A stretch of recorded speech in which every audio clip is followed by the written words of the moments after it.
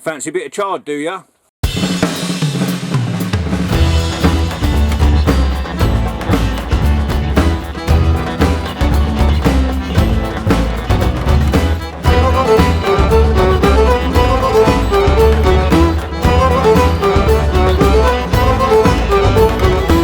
So a little bird told me that you want to grow chard. Well, why would you want to grow chard? I might not be an expert on growing chard, but I sure have grown a lot of it. Now, when I first had a look at a chard plant, I thought, what exactly do you do with it? What is the point? And just like every single thing that I've ever looked at and said that in life, it so turned out that I didn't realise it was the best thing that had ever happened to me. I'm not going to go into detail on the other things because that's off the subject. But when it comes to chard, what I didn't realise was that you actually get two types of vegetable.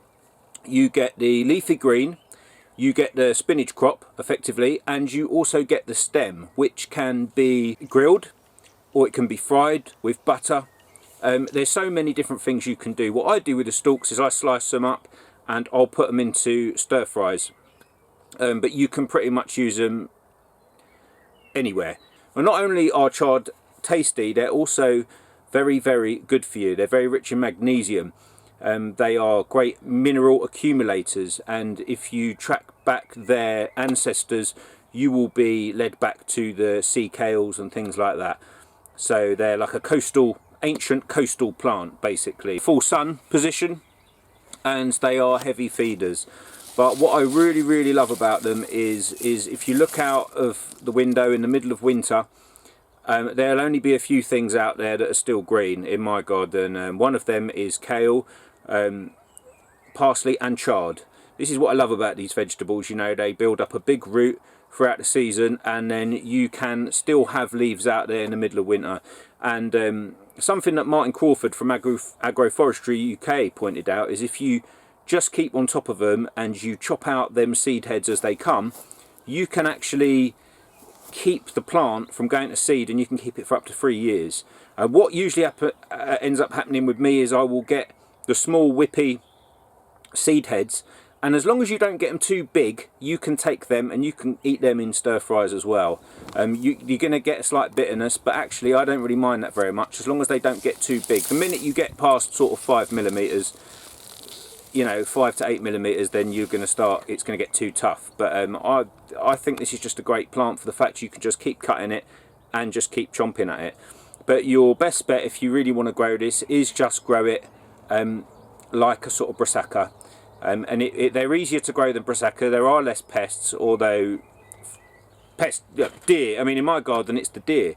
But what's funny about the deer is the deer will come and they sort of nibble, they just lightly graze it, and what happens is any of the little seeding stems that come through, they just sort of take them off. And I've actually found that by letting the deer have a little nibble on my chards, they actually prolong the life of the chard. I don't know how it works. It's sort of that higher density chomping off of the top leaves just keeps bringing, and I end up with probably less bigger chards but more leaves. And you can, I mean, if you want, I mean, I've grown them, I've sowed them here in a big pot. The small leaves you can use as a microgreen as well.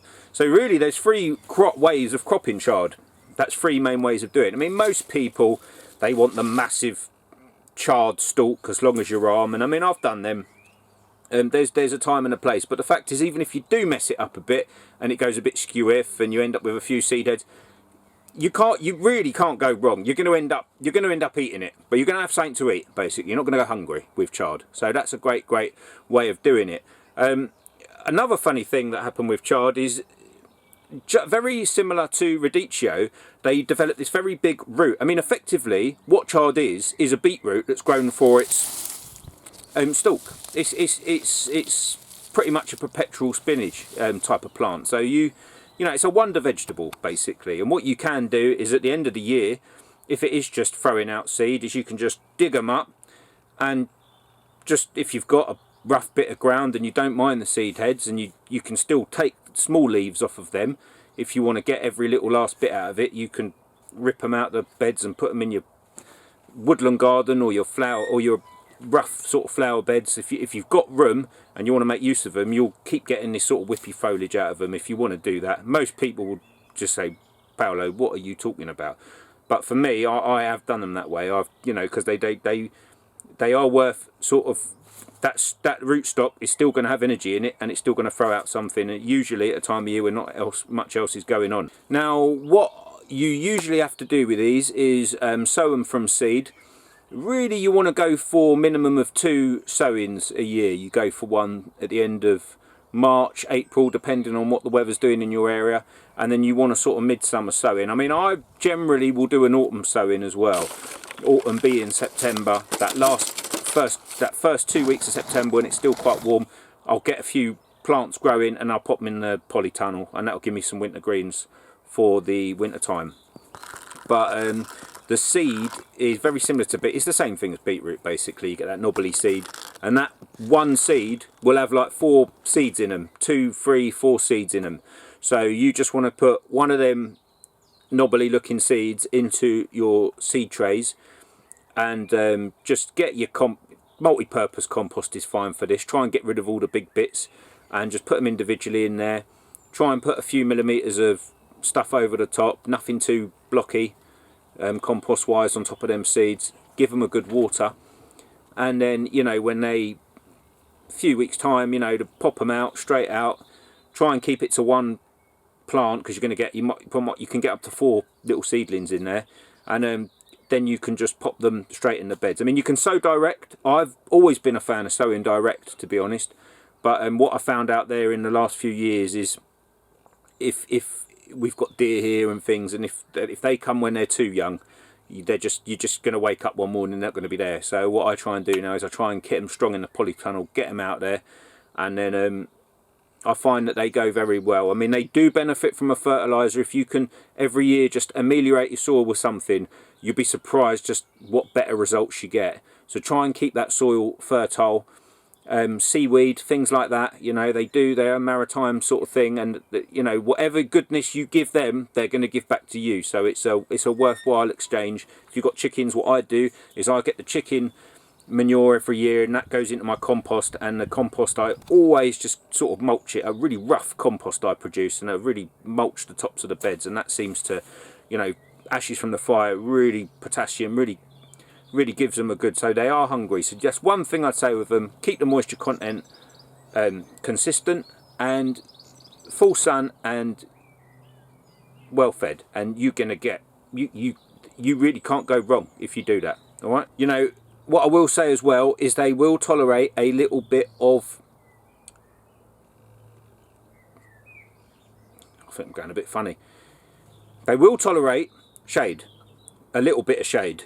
All right, so if you've got flower borders, I mean, if you, the thing about chard, the colour of the stalks, you've got your reds, you've got your oranges, and you've got your pale cream colours. You know, if you want to do a planting scheme with this stuff, they look just as good in the flower border. It almost looks like, I saw one guy, he planted them, it looked like flames. It was beautiful. So they've got a lot of good things going from this plant. And like I said, when I first looked at them, I thought, don't know what to do with it. But dug a little bit deeper, and what a great vegetable. You cannot go wrong with them. So what I've done is don't ask me why I did them in this big pot.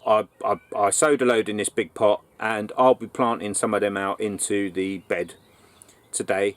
And there's probably some bit of footage in this clip of a bit of chard in the middle of January, just to show you what you can end up with in the middle of January. Well, you want to see some of the plant itself, sort of thing. But if I just take one of these chard, this is the red ruby chard. I love the red stuff. See, now that, for me, that's just a thick lettuce. There's nothing really bitter about that at all. That's very nice, actually. Yeah, so it's so versatile. You've got to give it a go. All right. What else is there about chard? For the best results, plant them a foot apart, but you don't have to plant them a foot apart. You can plant them closer, but if you want to go for the really big thick stems, if you're going for ego, if you're going for a big one, then foot apart. Alright? So, can't think of anything else. So there you have it. Chard. Great stuff. If you haven't tried it before, you should try it. You will be thanking me. You'll be thanking the very ground I walk upon. You will not be let down. Alright? Get out there. Grow some.